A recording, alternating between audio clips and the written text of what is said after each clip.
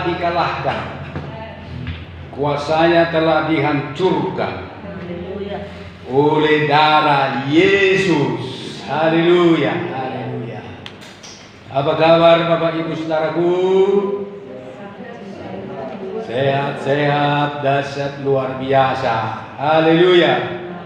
Semua karena kemurahan Tuhan. Bukan karena kekuatan kita, tetapi karena kemurahan Tuhan saja hidup kita ini. Mari kita buka Alkitab kita baca Injil Yohanes. Injil Yohanes pasal 4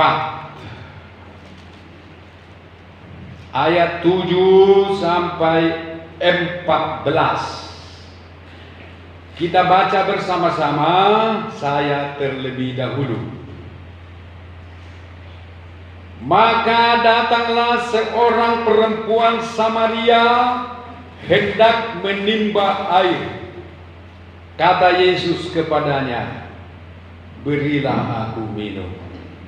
Sebab ibunya telah pergi ke kota membeli makanan. Maka kata perempuan Samaria itu kepadanya, masakan engkau seorang Yahudi minta minum kepadaku seorang Samaria? Sebab orang Yahudi tidak bergaul dengan orang Samaria. Jawab Yesus kepadanya, engkau tahu tentang kehendak Allah dan siapakah Dia yang berkata kepadamu, berilah aku minum. Niscaya engkau telah meminta kepadanya, dan Dia telah memberikan kepadamu air itu. Kata perempuan itu kepadanya, Tuhan, engkau tidak punya timba dan sumur ini amat dalam. Dari manakah engkau memperoleh air hidup itu? Adakah engkau lebih besar daripada bapaknya aku yang memberikan sumur ini kepada kami, dan anak kami itu sendiri dari dalamnya, ia serta anak-anaknya dan ternaknya. Jawab Yesus kepadanya, barang siapa minum air ini, ia akan haus lagi. Tetapi minum air yang akan kuberikan kepadanya, ia tidak akan haus untuk selama-lamanya. Sebaliknya air yang akan kuberikan kepadanya akan menjadi mata air di dalam dirinya, yang terus-menerus memancar sampai kepada hidup yang kekal. Amin, amin, amin.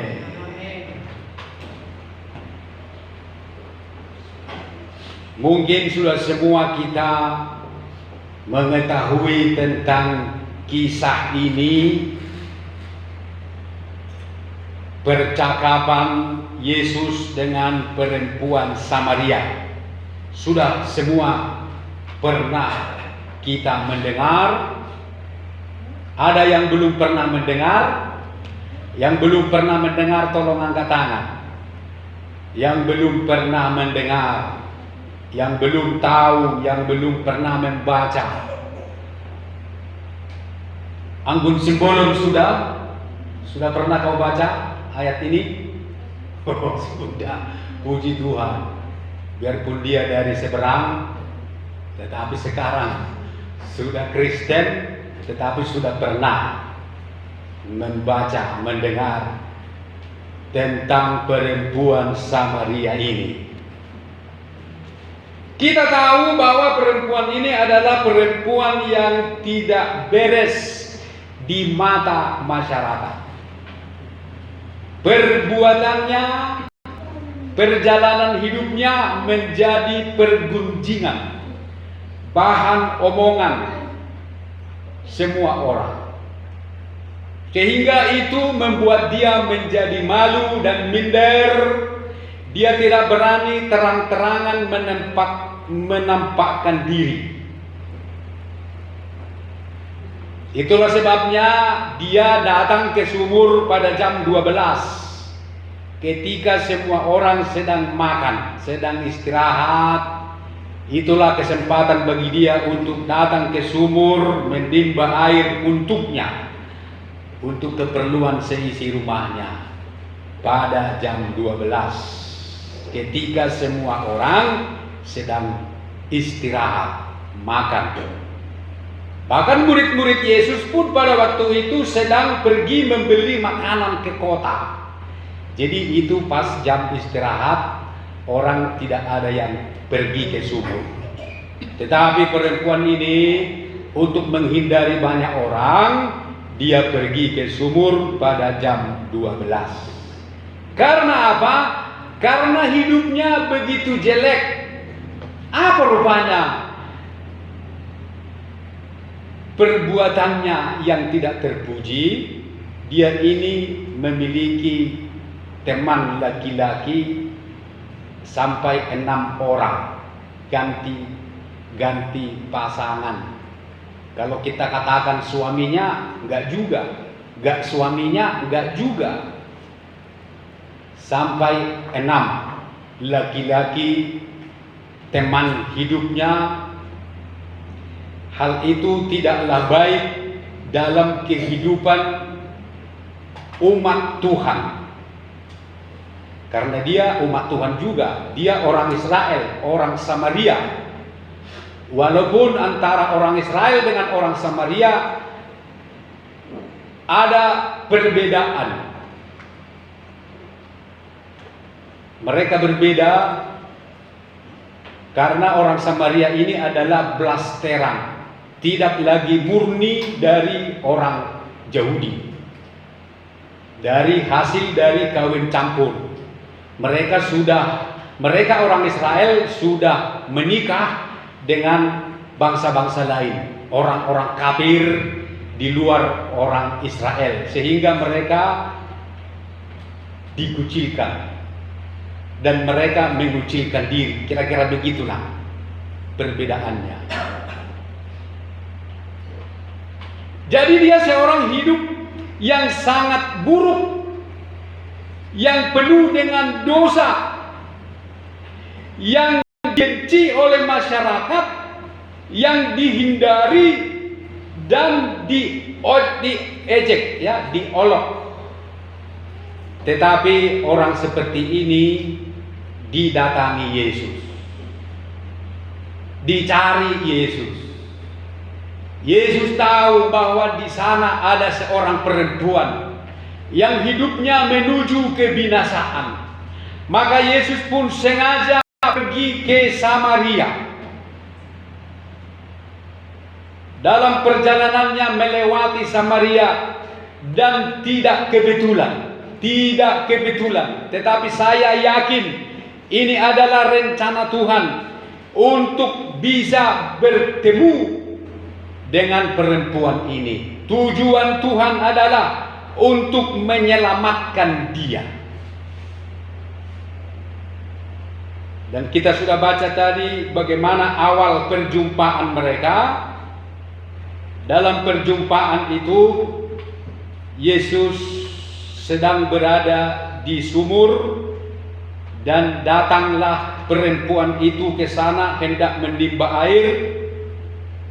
Dan Yesus yang sudah haus dan letih oleh perjalanan duduk di pinggir sumur itu dan berkata kepada perempuan itu, "Berilah aku minum.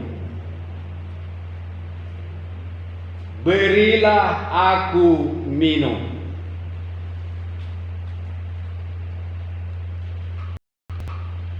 Di sini kita melihat sepertinya Yesus ini mengemis. Dia seperti peminta-minta kepada seorang perempuan. Apakah Yesus tidak bisa menyuruh malaikatnya memberi dia minum? Apakah Yesus tidak bisa menyuruh murid-muridnya untuk memberi dia minum? Tetapi dia sengaja lakukan itu. Ada maksud dan tujuannya, ingin menyelamatkan perempuan itu. berilah aku minum. Tetapi apakah perempuan ini mau memberi dia minum? Apakah perempuan ini langsung respon menanggapi permintaan Yesus? Tidak. Perempuan ini pun tidak langsung berkata ya. Dia masih banyak jawaban-jawaban. Dia masih menjaga gengsinya. Dalam ayat 9 dikatakan, masakan engkau seorang Yahudi minta minum kepada aku seorang Samaria? Perempuan ini jaga gengsi bahwa kita tidak selevel. Ada perbedaan di antara kita. Kamu bangsa Israel yang tinggi hati, atau kami orang Samaria yang menyombongkan diri, sama-sama menyombongkan diri, yang tidak mau bersatu. Dan itulah yang dipertahankan oleh perempuan ini, sehingga dia tidak mau langsung memberi Yesus minum. Dia mempertahankan gengsinya, harga dirinya. Dan yang kedua, selain mempertahankan gengsi, harga diri, dan status, perempuan ini juga mengejek Yesus. Ketika Yesus berkata, jikalau engkau, ayat 10, jikalau engkau tahu tentang karunia Allah dan siapakah dia yang berkata kepadamu ini, berilah aku minum, niscaya engkau telah meminta kepadanya dan ia telah memberikan kepadamu air hidup. Kata perempuan itu kepadanya, Tuhan, engkau tidak punya timba dan sumur ini amat dalam. Dari manakah engkau memperoleh air hidup itu? Jadi sepertinya perempuan ini mengejek Yesus, boro-boro mau memberi air hidup. Timbamu saja tidak ada. Sumur ini amat dalam. Dari mana kamu bisa memberi aku air hidup itu? Itulah jawaban-jawaban yang diberikan kepada Yesus. Apa yang harus kita pelajari dari firman Tuhan ini, Ibu Bapak? Ada yang mau kita lihat di sini, bahwa perempuan Samaria ini adalah seorang yang mendapat kasih karunia, yaitu orang yang berdosa, yang seharusnya dihukum, tetapi Tuhan datang untuk dia. Tuhan datang khusus untuk dia. Yesus sendiri yang tahu siapa dirinya, bahwa dia adalah dari sorga, tidak merasa gengsi, tidak merasa bersalah atau tidak merasa rendah untuk berbicara mendatangi perempuan Samaria ini. Bahkan lebih rendah lagi, Yesus mau seolah-olah dia menjadi seorang pengemis, seorang peminta-minta, hanya untuk menyelamatkan perempuan ini. Dia berkata, berilah aku minum. Ini kan bahasa pengemis. Ini kan bahasa peminta-minta. Tetapi dia mau menjadi seorang pengemis seperti seorang peminta-minta, supaya perempuan itu diselamatkan. Tetapi perempuan itu responnya lain, karena dia tidak mengenal siapa Yesus dan tidak tahu tentang karunia Allah, tidak mengerti kasih karunia Allah, dan tidak tahu dan tidak mengenal siapa Yesus. Bapak Ibu, dalam kehidupan ini Tuhan itu sepertinya menjadi seorang pengemis, menjadi seorang peminta-minta kepada kita. Dia harus membujuk-bujuk kita supaya rajin beribadah. Dia membujuk-bujuk kita, dia seperti pengemis membujuk-bujuk kita supaya mau melayani,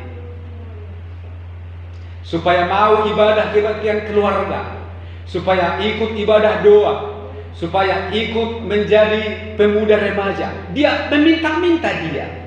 Dia seperti pengemis kepada kamu dan kepada aku.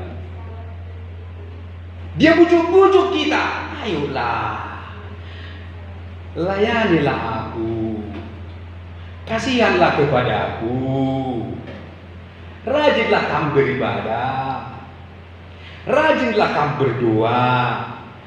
Kalau ibadah itu bertepuk tanganlah untukku. Aku mau mendengar tepukan tanganmu. Aku mau mendengar suaramu menyanyi. Nyaringkanlah suaramu untukku. Berilah uangmu untukku. Berilah uangmu untukku. Bagilah berkatmu untukku. Berilah maka kamu akan diberi. Dia menjadi seorang peminta-minta kepada saudara dan saya supaya kita mau memberi dia minum. Memberi dia minum di sini supaya kita mau melayani dia. Kita berolah-olah seperti seorang bos besar yang harus dibujuk-bujuk Tuhan, yang harus diambil Tuhan hatimu, yang harus disiuk osang-osangmu, baru kau mau melayani, baru kau mau menyanyi. Ini kan kejam ini.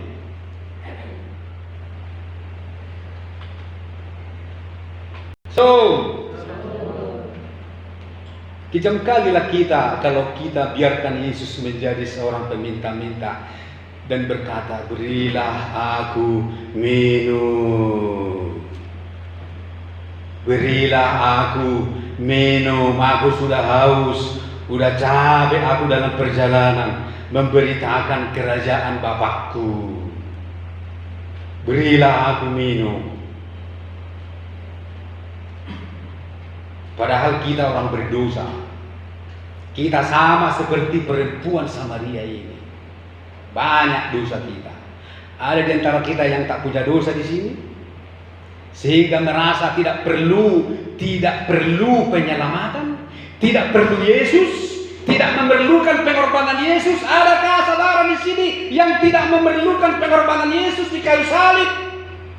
Mungkin kita merasa paling suci, nggak punya salah, paling baik, paling kaya mungkin, sehingga kita tidak perlu Yesus, tidak perlu melayani Yesus.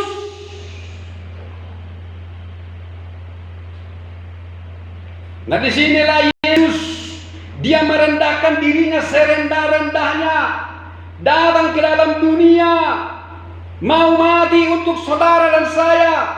Dia mau menjadi seorang pengemis, membujuk-bujukmu supaya kamu mau beribadah, supaya kamu rajin beribadah, supaya kamu bergabung dalam kelompokmu. Dia harus melas-melas. Mengapakah hal itu kau lakukan, ibu bapak? Karena kita tidak mengerti kasih karunia. Kita tidak kenal siapa Yesus. Yesus adalah Tuhan di atas segala Tuhan. Dia adalah Raja di atas segala Raja. Amin. Kalau masing-masing kita tahu bahwa Yesus itu adalah Tuhan di atas segala Tuhan, kalau kita tahu dan mengakui bahwa Yesus itu adalah Raja di atas segala Raja, kita pasti menunjukkan sikap yang sangat takut dan hormat kepada Dia. Kita akan memberikan yang terbaik kepada Dia. Kita tidak akan membiarkan Dia menjadi seorang pengemis yang duduk di pinggir sumur, membujuk-bujuk dan meminta-minta. Kalau kita tahu Dia Raja di atas segala Raja, kita akan langsung cepat-cepat berdiri, singkapkan lengan baju, siap-siap melayani Dia. Tetapi karena kita tidak peduli, kita tidak mengerti, kita hanya memikirkan diri kita sendiri, sehingga kita biarkan saja Dia menjadi peminta-minta, pengemis untuk kita, memohon-mohon kepada kita, membujuk-bujuk kita, mendorong-dorong kita.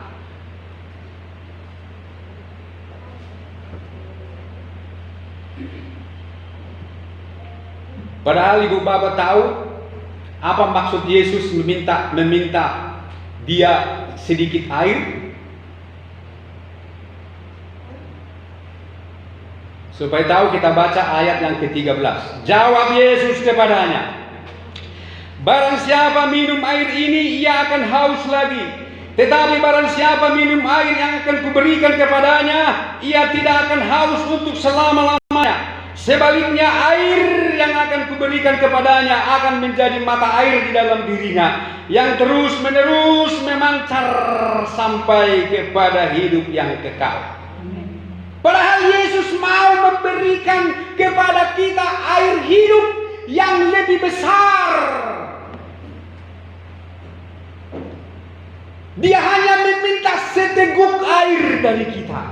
Dia hanya meminta seteguk air dari kita. Tetapi dia mau ganti dengan mata air yang tak pernah kering.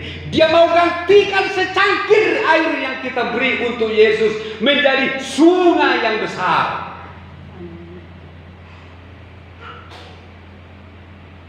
Jadi bukannya dia mau cari untung.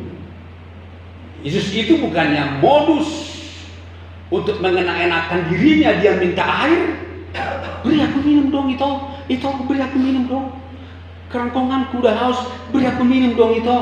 Ibu, tante, pemuda, beri aku minum dong, udah haus sekali aku, kata Yesus. Maksud Yesus apa? Kau beri aku secangkir air minum, ku ganti dengan air. Bukan 2 gelas ku ganti, bukan 1 galon ku bayar, bukan 1 tangki ku bayar, tetapi akan ku bayar, ku ganti dengan air sungai yang besar yang tidak pernah kering. Ku ganti dengan mata air yang tak pernah kering. Ku ganti dengan sungai yang besar supaya kau puas. Tetapi banyak orang Kristen yang tidak tahu. Buddha, dia anggap Yesus itu beban. Dia anggap ibadah itu beban. Dia anggap melayani itu beban. Dia anggap berkorban kepada Tuhan itu beban. Dia anggap menyanyi kepada Tuhan itu beban.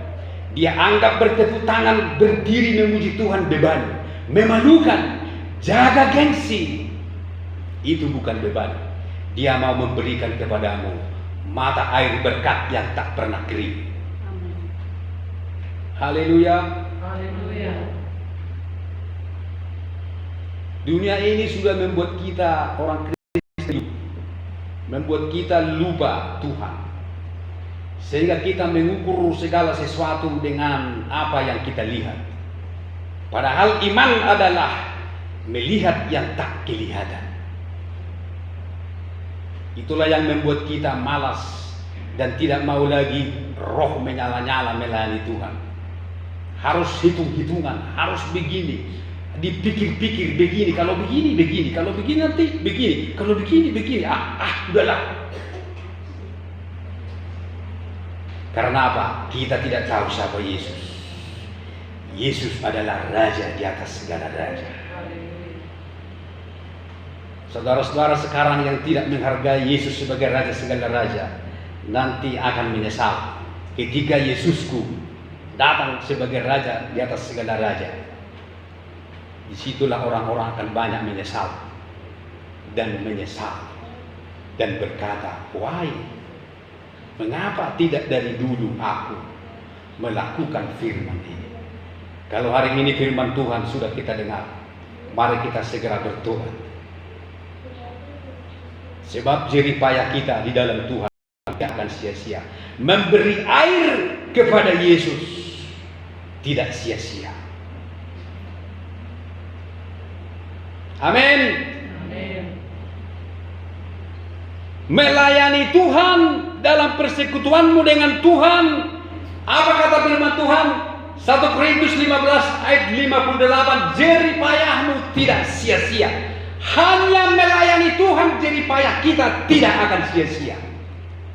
Anda boleh bekerja di ladang, bekerja sebagai guru, sebagai PNS, sebagai dokter, sebagai guru kasar, hasilnya itu berakhir, hasilnya itu sementara, tidak diingat Tuhan di kekekalan. Tetapi jeripayah melayani Tuhan, jeripayah melayani Tuhan, itulah yang diingat. Tuhan tidak mengingat kamu banting tulang mangula di balian, tidak ingat. Makanya Tuhan katakan kepada si Adam, dengan bersusah payah, dengan berpeluh engkau akan mencari makananmu.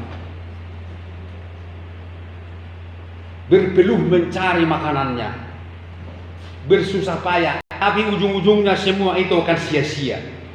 Tetapi kalau kamu mau berpeluh, bersusah payah dalam melayani Tuhan, itulah yang tidak akan sia-sia, yang akan diingat dan dihitung oleh Tuhan. Hal itu juga sudah dikatakan dalam Pengkhotbah 6 ayat 1. Bukannya kita tidak bisa bekerja, bukannya kita tidak bisa sekolah, itu harus, tetapi di atas itu ada Tuhan yang lebih penting. Seberapa pentingkah Yesus bagimu?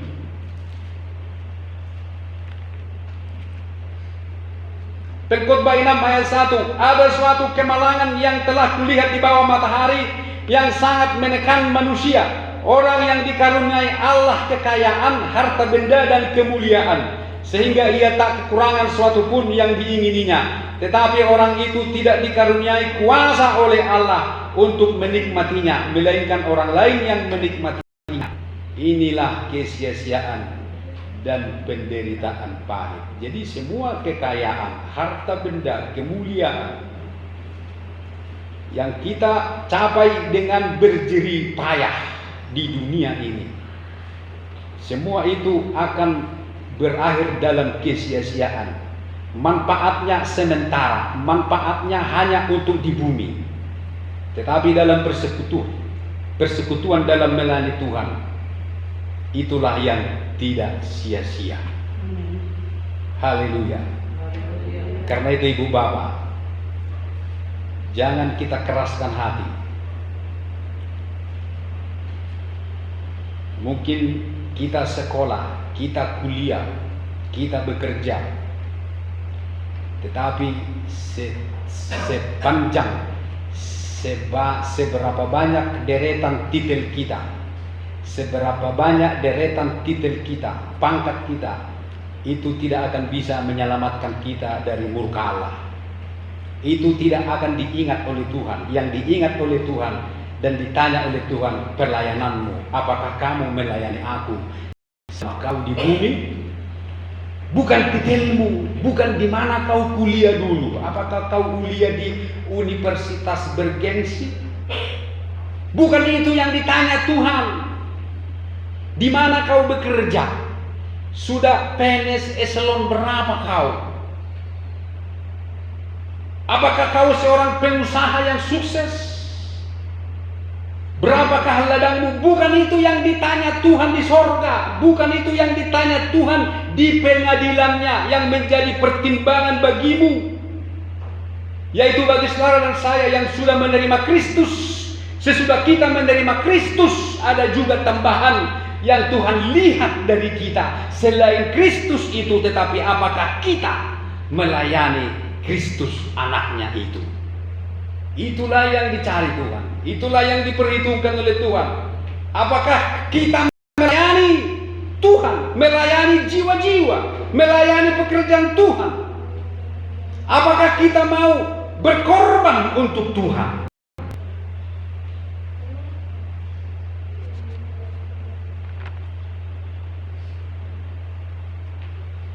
Air yang sedikit yang kita berikan kepada Tuhan, Tuhan ganti dengan mata air dan sungai yang berlimpah-limpah.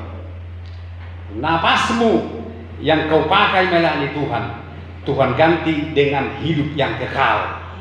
Amin. Waktumu yang hanya 2 jam untuk melayani Tuhan, itu Tuhan ganti dengan kau boleh tinggal selamanya di sorga. Haleluya. Hanya 2 jamnya kita ada di rumah Tuhan. tetapi Tuhan ganti dengan selamanya di sorga.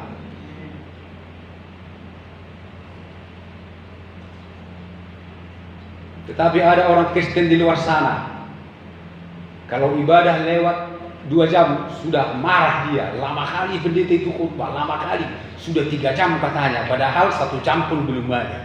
Langsung ditembak, atau langsung pendeta yang macam ini tahin. Salam. 2 jam yang kita berikan kepada Tuhan, Tuhan ganti dengan hidup selamanya di sorga. Napas yang kita pakai menyanyi memuji Tuhan, menyembah Dia, Tuhan ganti dengan kehidupan kekal di sorga. Kita hidup selama-lamanya. Berkat yang sedikit itu yang kita berikan kepada Tuhan, Tuhan ganti dengan berkat yang luar biasa yang tidak pernah habis di sorga. Pilih mana? Snip atau snap? Jangan sampai kita terlambat. Tetapi mari kita ambil sikap. Kita belajar dari perempuan ini.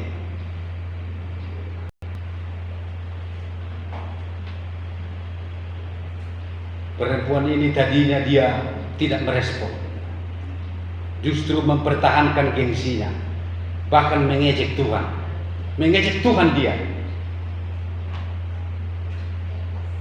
Allah, boro-boro mau minum gue, minum air, timba lu aja nggak ada katanya kan, timbamu aja nggak ada.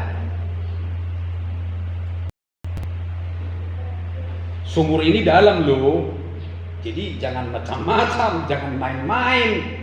Sepertinya begitu. Sepertinya banyak sikap kita begitu sama Tuhan. Kita sepelekan apa yang disampaikan Tuhan. Kita sepelekan firman yang disampaikan oleh Tuhan. Yesus katakan, kalau kamu minum air ini, kamu akan haus lagi. Tetapi air yang akan kuberikan tidak akan pernah habis.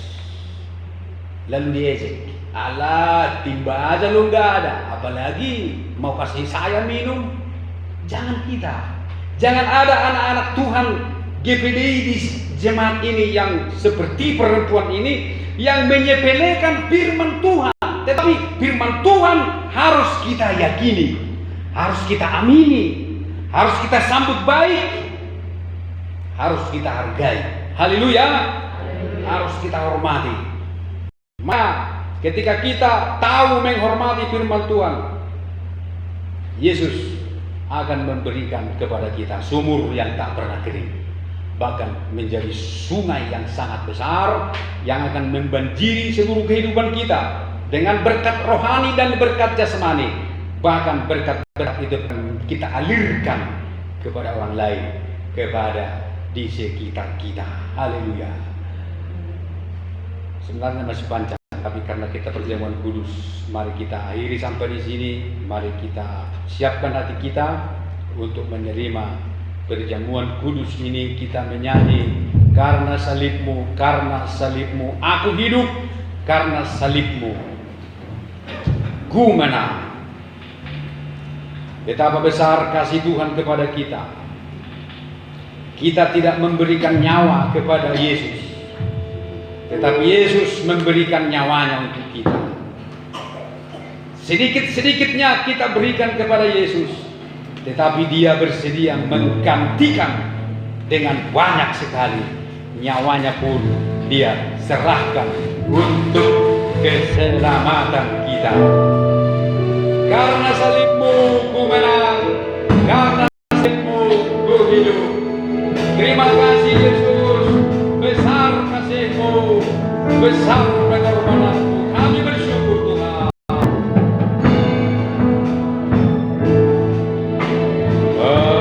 Banyakan Tuhan hidupku, Kau berikan hidup.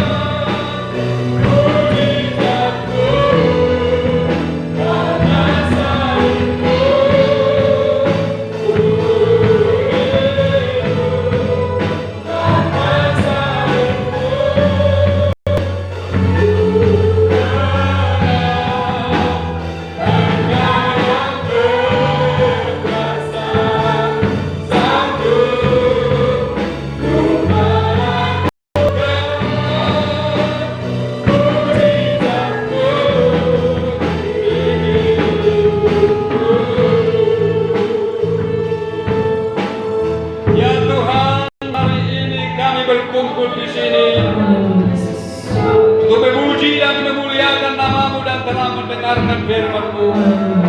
Dan kami akan melanjutkannya untuk makan dan minum tubuh dan darah-Mu Tuhan.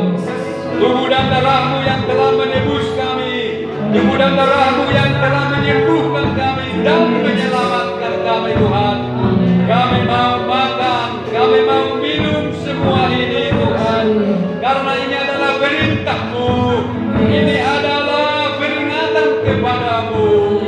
Ada berkat yang luar biasa di dalamnya, ada kesembuhan, ada pemulihan, ada mujizat demi mujizat sampai kepada keselamatan yang kekal. Karena itu Tuhan, kami mau mempersiapkan seluruh hidup kami, mempersiapkan pikiran, hati dan roh kami untuk bersekutu dengan tubuh dan darah-Mu ini. Kami sangat menghormati-Mu, kami sangat mengagungkan Engkau dan sangat menghargai-Mu, Yesus yang telah mati bagi kami. Kami siap sambut makan tubuh dan darah-Mu ini dalam nama Tuhan Yesus Kristus. Haleluya. Karena salib-Mu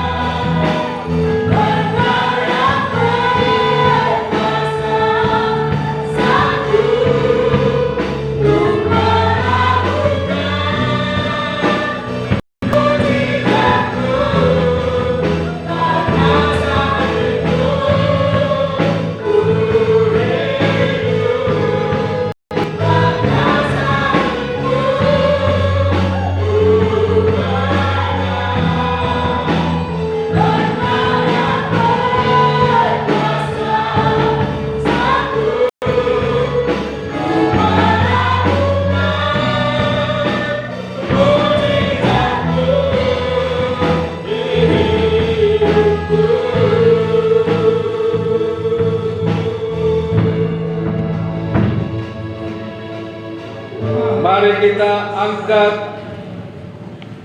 roti di tangan kanan kita lebih tinggi dari kepala kita.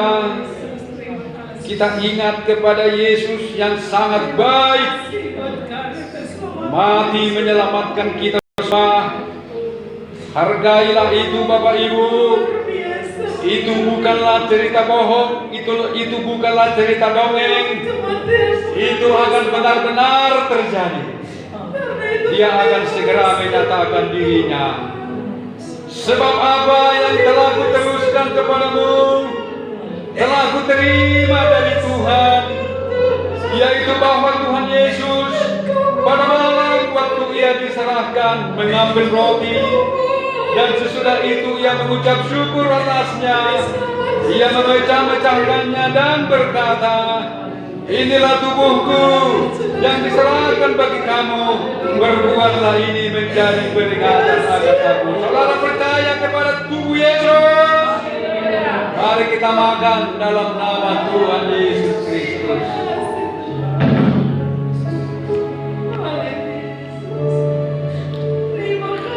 Mari kita angkat cawan di tangan kanan kita lebih tinggi dari kepala kita, dengarkan firman Tuhan.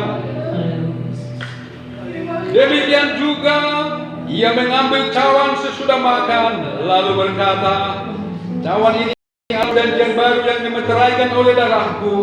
Berbuatlah ini setiap kali kamu meminumnya menjadi peringatan akan aku. Sebab setiap kali kamu makan roti ini dan minum cawan ini, kamu memberitakan kematian Tuhan sampai Ia datang. Saudara percaya akan darah Yesus? Mari kita minum dalam nama Tuhan Yesus Kristus.